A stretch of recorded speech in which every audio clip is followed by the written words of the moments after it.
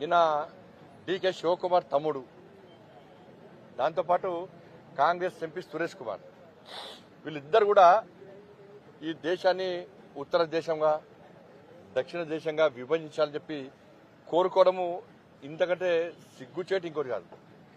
టెర్రరిస్టుల వాదనలకు వీళ్ళ వాదన తేడా లేదు. మీరు అబ్జర్వ్ చేయండి. తెలంగాణ సమాజం దీన్ని గమనించాలి. కాంగ్రెస్ పార్టీ యొక్క విధానాలు అవలంబించాలి. మొదటి నుంచి కూడా ఈ దేశాన్ని విభజించు పాలించనే రీతితోని పాలించినటువంటి మూర్ఖత్వ ప్రభుత్వం కాంగ్రెస్ పార్టీ ప్రభుత్వం మొదటి నుంచి కూడా. ఇవాళ కశ్మీర్లో టెర్రరిస్టు, పాకిస్తాన్ టెర్రరిస్టులు ఏమంటున్నారు? కశ్మీర్ను ప్రత్యేక దేశంగా చేయాలని చెప్పి అంటున్నారు. మరి వాళ్ళకి తేడా అయింది.